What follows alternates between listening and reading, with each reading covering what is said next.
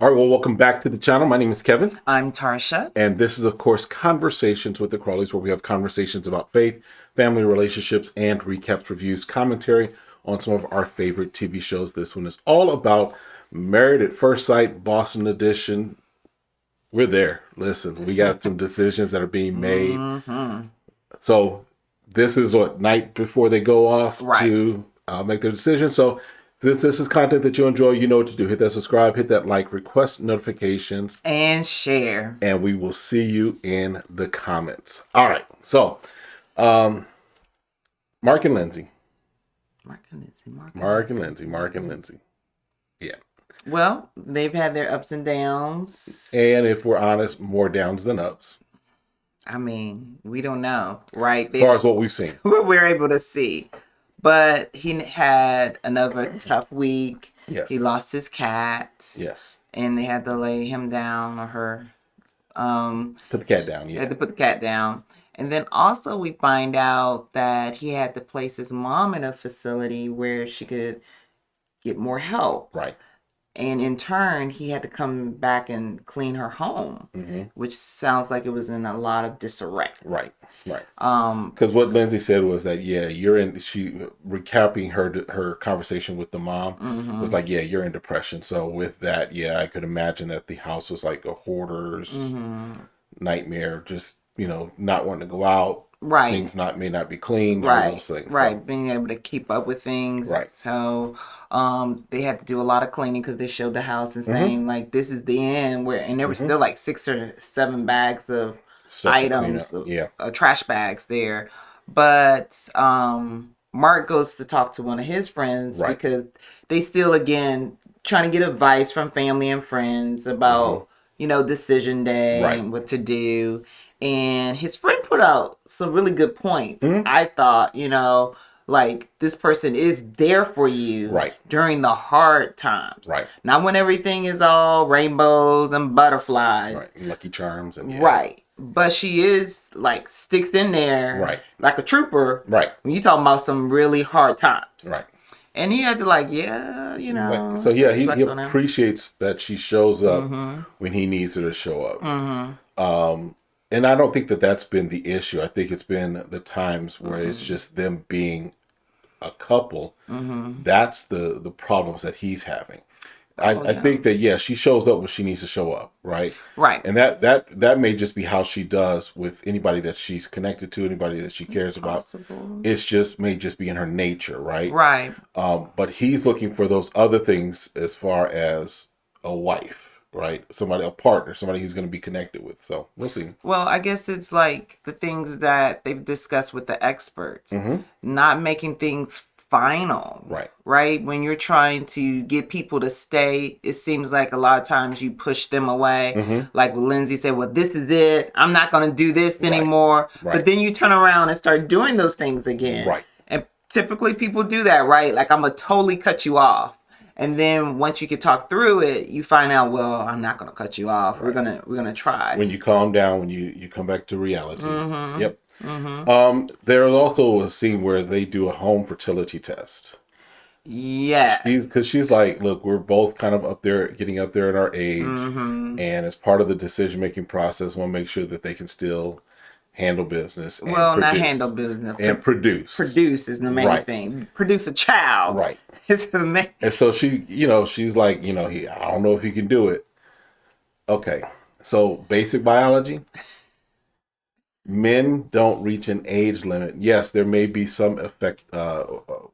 Some loss as far as sperm count, what have you. But men can still produce late. Right. It's more concern for her, in my opinion. Right. And I think she's, to be honest, it's like, I feel like you're testing the wrong thing because we can see on TV that it's not the sperm that's the problem. Right. It's being able to release the sperm could be the problem because there's a lot of money involved when we're talking about testosterone and different things like that.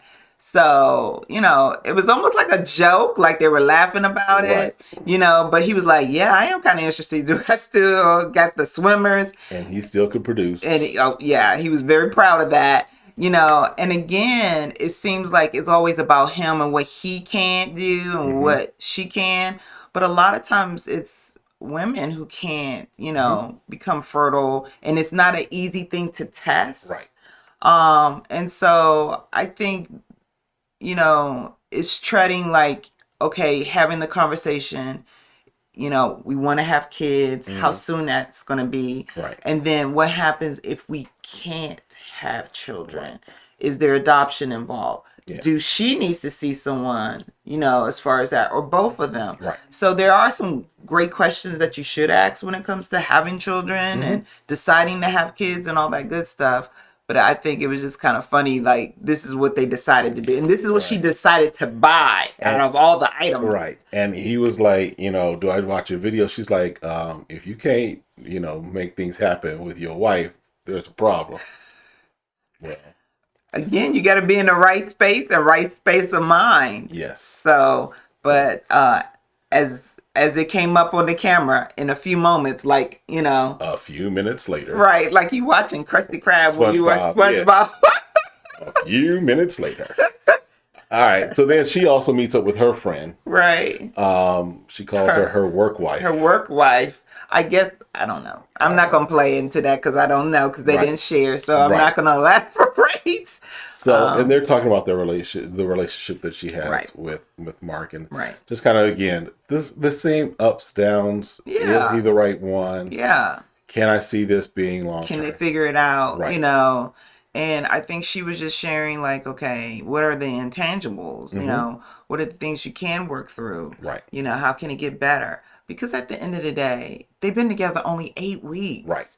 And so the pressure of feeling like they're supposed to know each other to make a decision is hard in itself. And they should give themselves some slack. Right. You know? Right. I think the thing with this, and for all the couples really, is to bear in mind that, no, this is not... Every day really is decision day. That's true. Let's just be honest. That's true. And so it's at this point, are there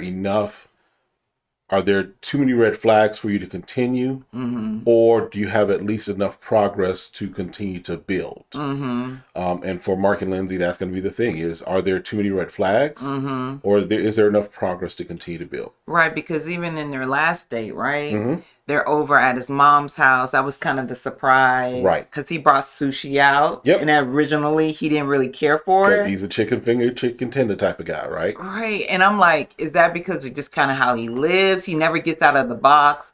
But it's weird because they're in Boston, right? So Boston seafood. Yeah, you're right there. Right. You got all that. Right. And I don't know, for whatever reason, that's just not has been his place to get out of the box. Because we good on some sushi. I want some sushi. And seafood alone? Yeah, listen. I'd be all in it. But, you know, so he was kind of going back to when she's introduced him to a lot of new things and different things. And he's talking about, you know, how do you feel like, since my mom, you know, is in a facility, that we could live here. Right. Again, you want to save money. We saw the rent I get that. in Boston. Yeah. And she says, yeah, as long as you give me $500 in a weekend so I can update the place so that we can make it our own. Right. Because granted, you want to have things you left for your kids, a home. Right. That's real estate. I get all that. But when you're saying you want to keep linoleum floor from 1970. Yeah. I'm kind of concerned about where his mind, because being in the house brings back the memories. Right. I don't need the same flooring. I don't need the same knobs. No. You don't need, and I think the plastic on the furniture. Right. It's like some things you like she's trying to tell him is like, you said you want to only go in the future, but why are you so diligent living in the past? Right. Like it has to look like the past. Right. Like we don't go back to the future. Why? And I'm totally in agreement with Lindsey on this. I'm like, you are right. Yes. I am cheerleading you on. Like, no, I don't want to live in the past. I just need. And she's like, look, $500 can get us a lot done. Thanks. And she's like, I'll put in the labor. Yeah. To make it the way that we can share it, and now it's a new memory. And it's their place, right? Because that was her thing. Was like, you keep saying your mom's place, your grandma's place. she's like, I want our place. Right. So I don't falter for that. That's something I definitely agree with her, is to build a home that is for both of you, that you're both living in the present, moving into the future with, and not I can go back and be like, okay, this is where you bumped your head in 1949, right? Or fine, 1982, right? If that little piece of wood on that door reminds you of every inch you grew taller, then guess what? We'll take that door off, put it in your man cave. Right.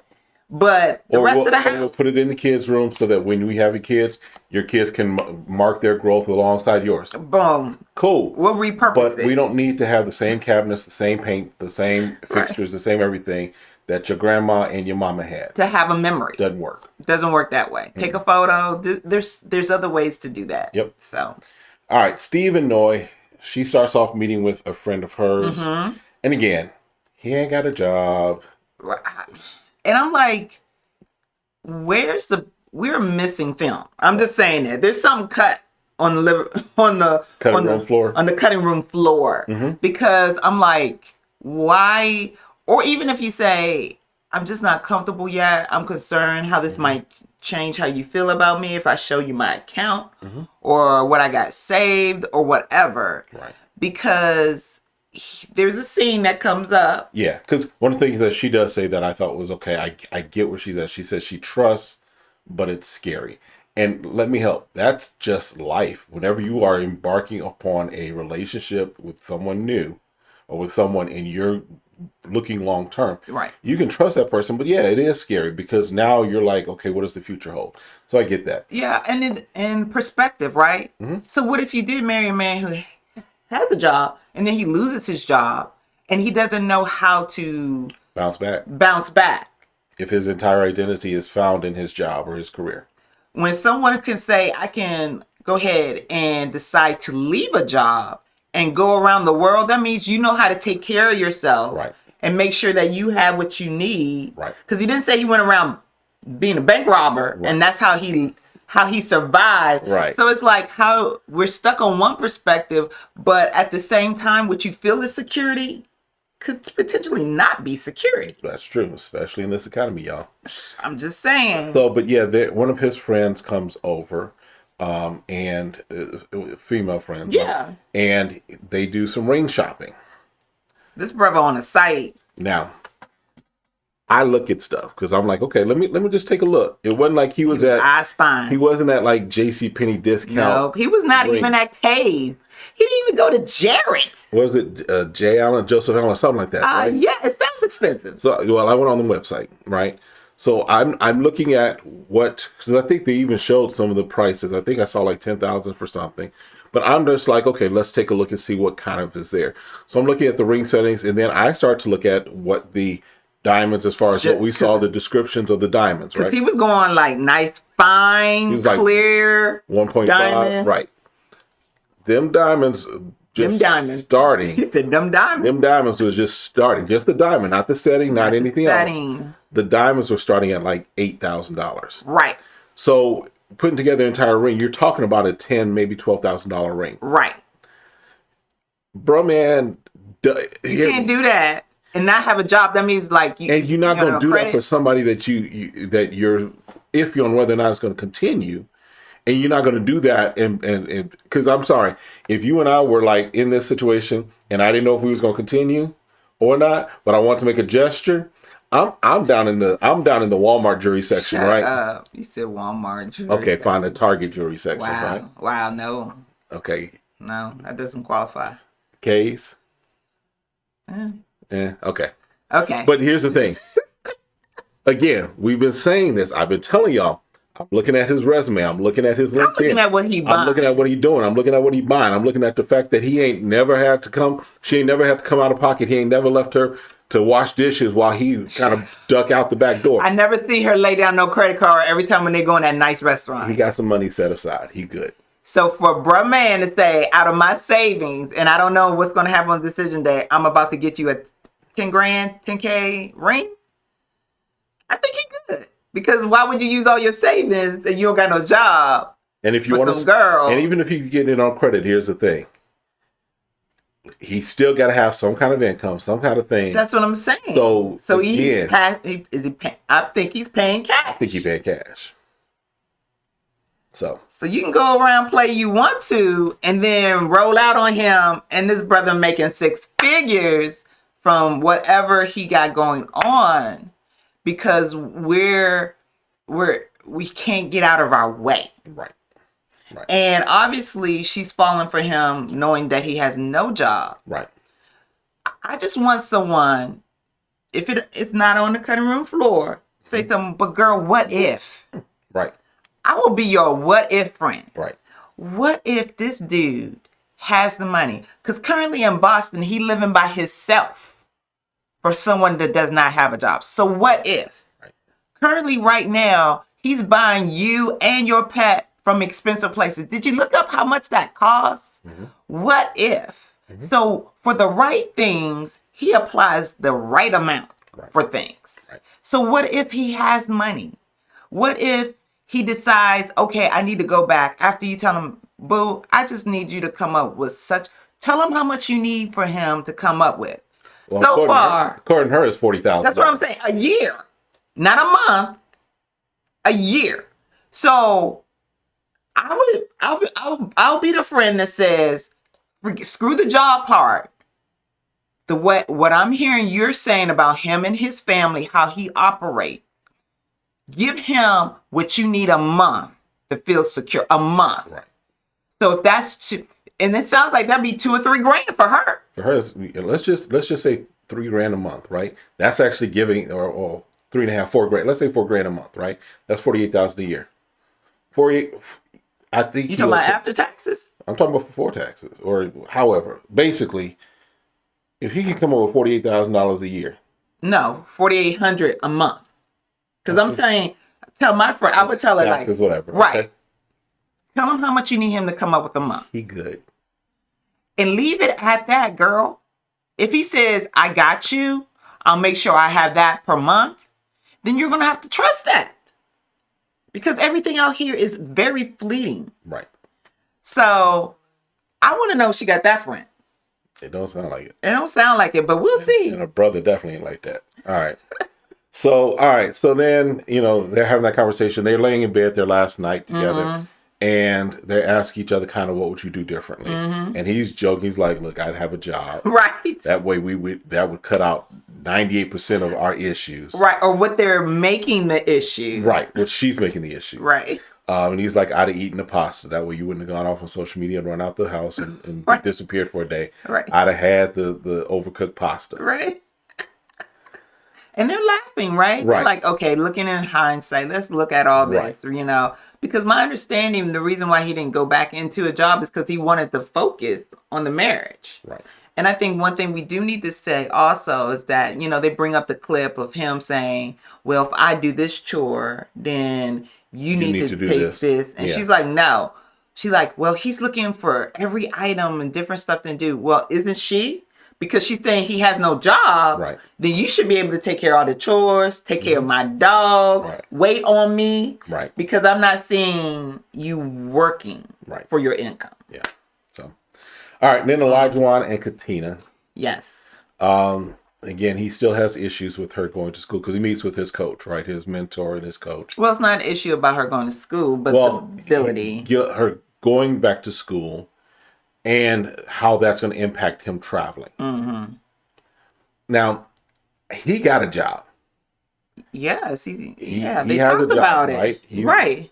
So I don't know how much vacation time he got or he think he's going to get. That's where I'm confused. Why is this is he scared and he's using this as a tactic of being rejected possibly? Yes. I'm like, because if you have a job, and he sounds like he likes his job, mm-hmm. and how much traveling are you actually doing? Right. Because if she just goes to school, the standard fall and spring, right, you have the whole summer to travel. And here's the thing, especially now, because I did my master's 100% online, right? Did it fully while we were raising kids. We had some trips that we took because, like, for the things that we do, it was like twice a year we would take a trip. We'd have take a trip up to Chicago and stuff like that, right? Right. So there's ways you can still be in school, work a job, still have a great relationship, and go to the places you need to go. Right. Right. So for him to be like, there's no way to get this done, or she can't effectively be my wife and do school and have us travel, doesn't make sense. That's not rooted in reality, in my opinion. I think I'm like, how much travel are you planning? And my thing is this: if you've gone some places and you've kept your job, that means you had to plan it out. Right. So there's ways you can plan out because you're not in school all the time. They give you spring break. You have fall break. Right. So there's several different times where you have opportunities where she doesn't have to do any school and focus totally on the trip. Right. So I really need more background on that, because other than that, I feel like it's an excuse. Yep. That's all I can come up with, because I'm like, why is this the deal breaker? Right. And then something that he says in the trailer for is like he wanted a wife that was already established and da da da. It's like, okay, I hear what you're saying, but what you have is a woman that has great potential, and she's not like she's just coming out of getting her GED.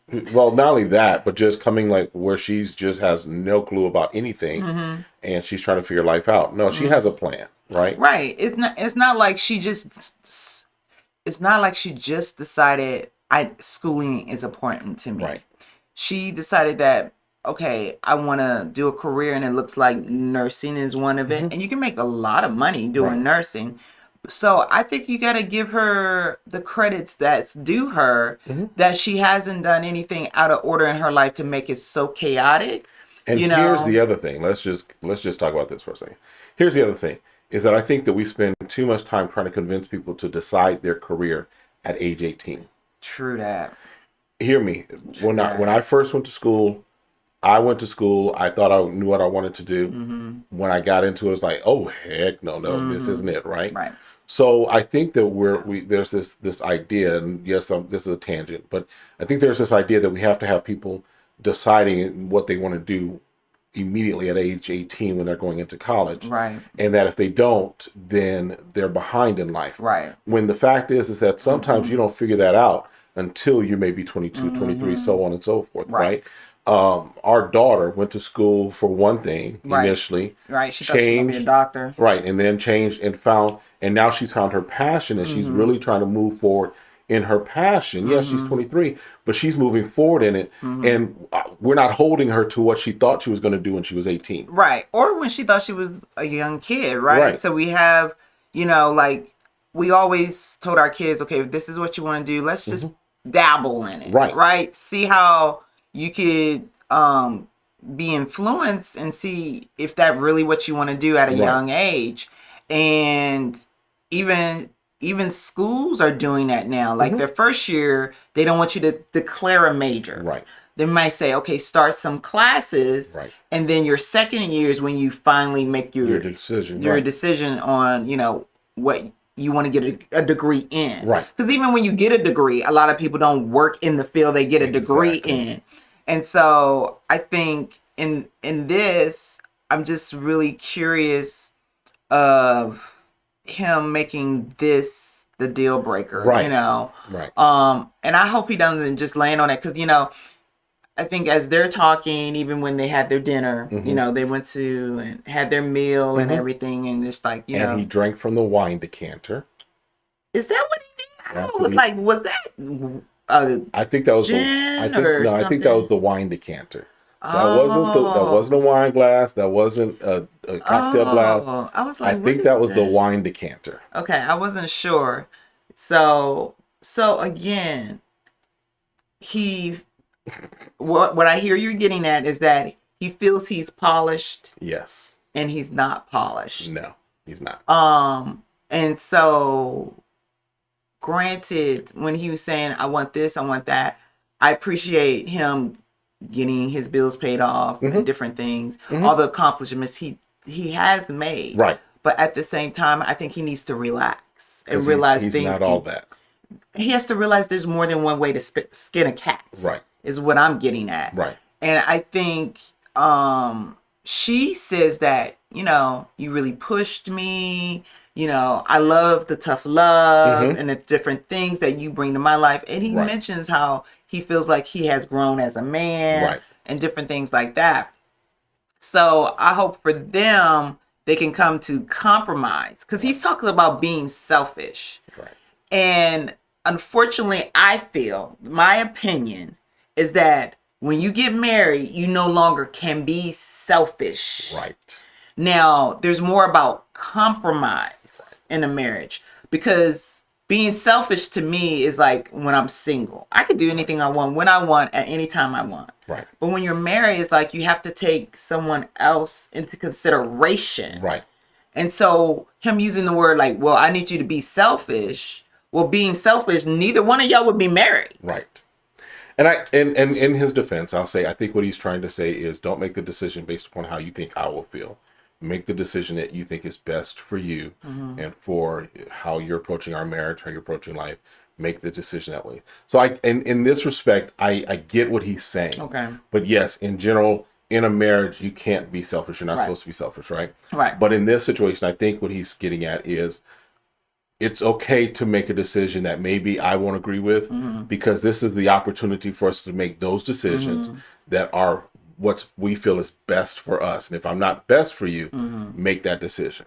Well, and then also, we hear her talking about, having to do it all over again if they end up not together, the work you put into it. Right. And that's the risk you take. Absolutely. When you decide like, hey, I'm going to be married, and what happens if this doesn't last? Right. And realizing that you still have to make a decision that I'm going to either stick in it because I love the person. There's so much more we can grow and learn, instead of saying, but since I put in 10 years, I might as well just do another 10 years. Right. That's not how you want to look at a reason for staying in a marriage either. Absolutely. All right. And then, so yeah, they have their last conversation. They go their separate ways as well. Or she leaves. She leaves. They let the guy stay in the apartment. Right. And then the girls are on. All right. And then Michael and Jasmina. I'm so confused. And Are you confused, Tarsha? well, and like I feel like in previous in the previous shows or seasons, they always ask someone who's like struggling with the intimacy part. Well, how were you with your past partners? How was stuff initiated in past relationships? Right. We didn't get to see any of that footage. I'm trying to figure out, is Jasmina, is she touchy in other relationships? Do her and her partner normally are just as affectionate? Right. I can't feel why you can't get a spark. Because she does say that, in talking with her friend, she does say that he sits next to her, he kisses her on the cheek.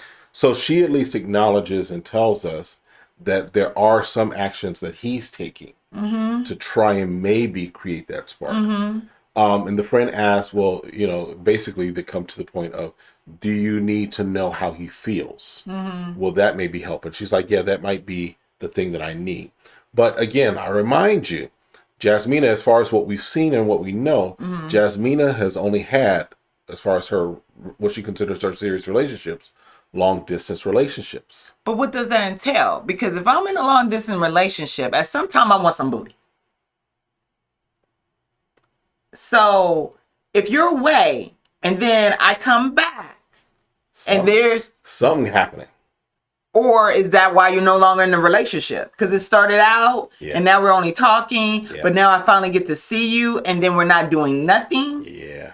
Is that when it ends? Because I'm really confused. Because when the friend asks, well, yeah, he does these things. The first thing I would have asked is, how do you respond? Yep. That's a good question. Like, so you say, okay, he kissing you on the cheek. Well, how does that feel to you? Right. Does it feel disgusting to you? Does it feel like you feel a little excitement, but you're holding back? Right. I will ask, like, are you getting anything? Like when he takes his shirt off. you're not telling me you're not getting nothing? Right. Do you think he's ugly? Like, right. What are we missing that we're not being made aware of? Yeah. Because he ain't an ugly dude. He's a little short.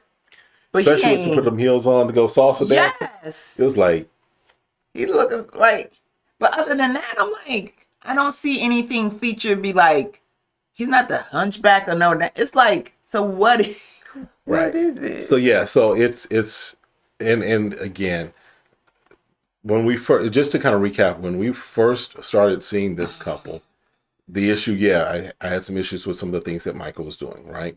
Yeah. But then it was like, oh no, there's some stuff coming from Jasmina that's like, okay, she's kind of, kind of distant, what have you. Guarded, maybe even a better word. Guarded. She is a little guarded. But now he's had emotional revelations with her. He's had emotional conversations and what have you with her, right? Related to his family and the trauma that he's gone through. So he's done that. And even was receptive when she opened up about with her family and the teacher and all those things. So as far as emotionally, there is this connection that could be formed or should be at least nurtured, if you will. Right. It's just what's happening. So, because even the salsa dancing now, again, which it was a good. This is the first time because y'all know the last few seasons, whenever they go salsa dancing, something happened, something go wrong, right? Y'all remember Gil and Marilla had issues, and somebody else had issues at the salsa dancing. So this time they went salsa dancing by themselves. Worked out good. It was a nice date. They even had a romantic dinner afterwards. So all these things are happening. Yeah, but I was like, I was like, the salsa that brings you close. Right. I think when they had their sit down dinner, I was kind of concerned about what they were talking about. I rather them kept it light. Yeah. Kept it more about how physically attractive she was. I mean, a lot of compliments. I would rather have them that, but they went so deep. Yeah, I get that. And I feel like when we decide we're going to go on a date night, sometimes we don't make it deep where it's not affectionate and about us spending time and appreciating one another. But when you make it more about like, okay, here again, I'm recapping where I came from, and you're recapping this, and you're saying, okay, these are the things I'm doing better, right, instead of really focus on how can I make you have those butterflies for me. Right. So a few other things happen. I mean, that we saw in the episode. You have Elijah and Lindsey having a conversation, which I feel like, okay, I think they were trying to show that they do talk after, or between that there's interactions between all the other people. I get that. And Lindsey brings up a really good point. She's asking them questions like, about the travel and why does he feel a certain way about certain things that really make him think. Right. And the same thing with with him with her, as far as how Mark is responding to things. Right. So okay. I think it was worthwhile. Yeah. And then the couples did all go play flag football. Mark cramped up because he got dehydrated. Bro, you gotta make sure you drinking water. He went out for a pass and he was like, oh, my leg. Oh. So that's pretty much this episode. I think we have to give Katina a big boost on. She made like a 2-minute speech at the end of the flag football. Okay. You felt like she was losing her voice. Yes. And she was just kind of telling people like, enjoy the experience that you had, how this person had make you a better person. Right. I think we should highlight this because a lot of the taping, that's true, you were noticing saying like, I feel like she's lost her voice. She's not really speaking up. And she really gave a very heartfelt at the end for all the couples. Yeah. And I don't think we should take that for granted. Right. I was like, well, go ahead, girl. Speak your piece. So, and again, we recognize that some of this is just editing, how the producers choose to edit. But I'm definitely, just from what we've seen, I'm still concerned about them. So we've got Decision Day we'll have in 2 weeks. There's another episode that'll air with like former Married at First Sight couples. We'll probably look at that and see what have you. Are we going to do a prediction? We are going to do a prediction video, so make sure you turn on notifications so that you can see the prediction video. And we want to hear from you guys, what your guys' thoughts are. So definitely make sure you're doing the things that you need to do. Hit the subscribe, like, request notifications. Yeah, and if you got some predictions you want to put in there, maybe we'll talk about that. Yeah. Someone has some comments about why they feel they're going to stay together or not stay together. All right.